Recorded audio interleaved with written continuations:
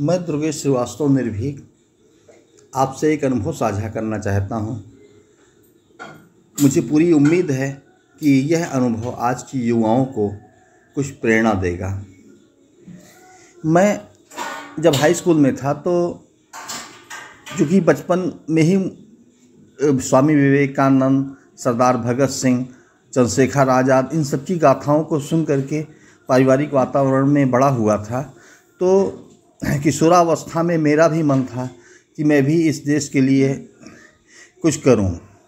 और फिर उसके बाद मैं सक्रिय राजनीति में छात्र संगठन के माध्यम से आ गया और उस समय कांग्रेस पार्टी में, राष्ट्रीय छात्र संगठन कांग्रेस ई में मैं विजय सारस्वत जी की अध्यक्षता वाली प्रदेश कमेटी में कार्यकारिणी सदस्य एवं प्रदेश महामंत्री के पद पे पहुंचा था। उस समय केंद्र में राजीव जी की सरकार थी और उत्तर प्रदेश में श्री वीर बहादुर सिंह जी मुख्यमंत्री थे। तो मैं राजनीति में रह करके लोगों का भला करने का काफ़ी प्रयास करता था। जो मुझे गलत दिखता था, जो छात्रों के हित में नहीं होता था, जैसे विद्यालय में लाइब्रेरी नहीं थी तो उसके लिए मैंने प्रयास किया मंडल स्तर पे, शासन स्तर पे, और तब उसके बाद जाकर के गोंडा ज़िले में कि जीआईसी में, जो फ़खरुद्दीन अली अहमद जीआईसी के नाम से जाना जाता है, उसमें लाइब्रेरी खुली। वहाँ के विधायक श्री रघुराज उपाध्याय जी का भी इसमें बहुत बड़ा योगदान था, जो उस समय सदर के विधायक थे। तो इस तरह से मैं जब हाई स्कूल और इंटर में था तो उस समय मैंने सक्रिय रूप से राजनीति में भाग लेकर के जनसेवा की, छात्र हित की बात की। और उसी समय जो है मेरे जीवन में एक ज़बरदस्त मोड़ आया, मेरी विचारधारा में ज़बरदस्त परिवर्तन आया। दरअसल इसके पूर्व जब मैं कभी मंत्रियों से मिलता था तो लोग बहुत प्रशंसा करते थे कि नहीं ठीक है, आप बहुत एक्टिव रूप से कार्य कर रहे हैं। उस समय शिक्षा मंत्री श्री सैयद सिफ्तर अजीज जी थे, तो वो भी बहुत प्रशंसा करते थे। अन्य लोग जो है हमारे कार्यशैली को देख करके कि नहीं बहुत अच्छा आप कर रहे हैं और इस तरह से संघर्षशील होना चाहिए छात्रों को।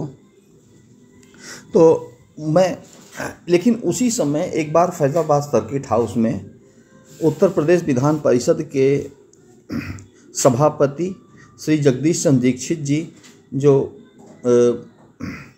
आए और संयोग से मेरी उनसे मुलाकात हुई। तो उस समय मेरी आयु जो है 17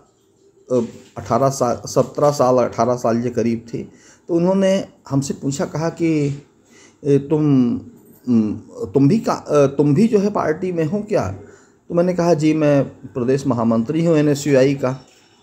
और तो उन्होंने कहा कि अरे तुम्हारी तो उम्र पढ़ने की है, अभी तुम राजनीति में, इसके मतलब 1-2 साल से राजनीति कर रहे हो, तभी तुम जो है प्रदेश कमेटी पहुँचे हो। तो उसके बाद मैंने कहा कि ऐसा है कि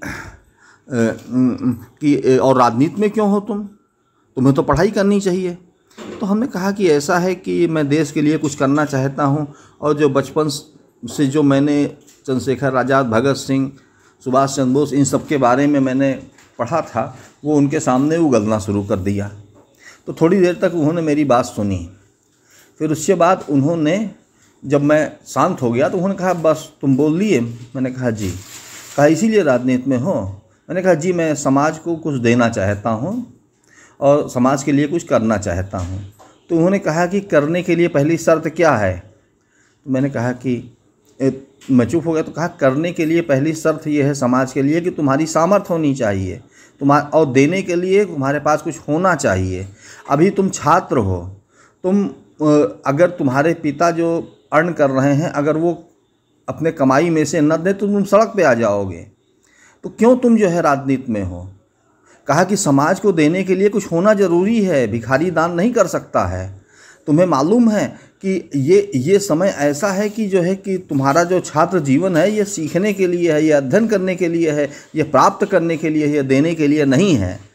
बल्कि इस समय तुम्हें संग्रह करने का समय है, ज्ञान के संग्रह करने का, क्षमता का, योग्यता का। और तब उसके बाद जो है जब तुम उभर करके आओगे, जब तुम एक तैयारी के साथ आओगे, तब तुम देश को कुछ दे सकते हो। एक अच्छे डॉक्टर बन करके समाज की सेवा कर सकते हो, एक सिविल ऑफिसर बन करके तुम लोगों का भला कर सकते हो, पुलिस ऑफिसर बन के कानून व्यवस्था को नियंत्रित कर सकते हो अच्छे से। और हाँ, उस समय ज्ञान रहे, तुम राजनीति में आकर के जो है मतलब एक योग्य जो है विधायक, सांसद और मंत्री बन सकते हो और प्रदेश और देश को चला सकते हो। लेकिन जब तुम्हारे पास कुछ है ही नहीं, तुम संग्रह करने के समय पे तुम बांटते घूम रहे हो, तो तुम्हें क्या जो है मिलेगा और तुम क्या समाज को दे पाओगे। और फिर बाद में जो है मतलब है कि जो लड़के आज संग्रह कर रहे हैं वो तुम्हारे आगे चलेंगे, तुम पीछे जिंदाबाद करते हुए चलना। तो उन्होंने कहा कि देखो देने, और जानते हो एनडी तिवारी जी जो है ऑलराउंड फर्स्ट क्लास थे, इलाहाबाद यूनिवर्सिटी टॉप किए थे, सुभाष चंद्र बोस ICS पास किए थे। तो इस तरह से जो है, और देश पर इस समय कोई ऐसा भयानक संकट नहीं है कि जो है कि मतलब कि चंद्रशेखर आज़ाद की तरह तुम जो है विद्यालय छोड़ दो। और इस समय एक व्यवस्था है देश में, और उस व्यवस्था के अनुरूप तुम ज्ञानार्जन करो, अधिकतम प्राप्त करो और फिर उसके बाद देश की सेवा करो। ये वर्तमान समय की ये पुकार है। वो विषम परिस्थितियां जब होती हैं कि जब छोटे छोटे बच्चों को भी संघर्ष करना पड़ता है, उन्होंने स्पष्ट कहा कि मैं इस बात का विरोधी हूं कि हमारे छात्रों और युवाओं में जो है राजनीति का जहर फैल गया है, जहां जो इन्हें प्राप्त करना चाहिए, जो इनके प्राप्त करने का समय है, वो इसको गंवा रहे हैं। और अगर ऐसा होता रहा तो भविष्य में हमें योग्य युवा जो है और हर क्षेत्र में काम करने वाले युवा नहीं मिल पाएंगे और देश के मानव संसाधन का ह्रास होगा।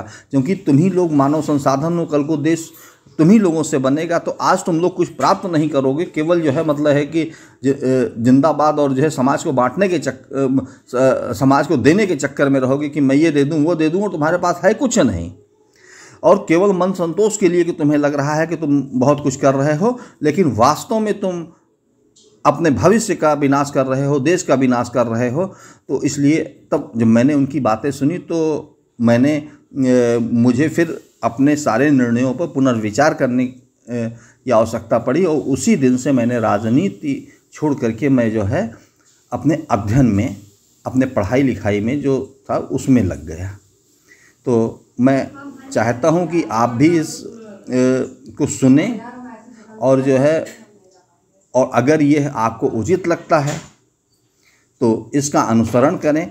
और युवा जो है अपनी पढ़ाई, युवा और छात्र अपनी पढ़ाई के द्वारा अधिकतम प्राप्त करके देश और समाज की तब सेवा करें। धन्यवाद।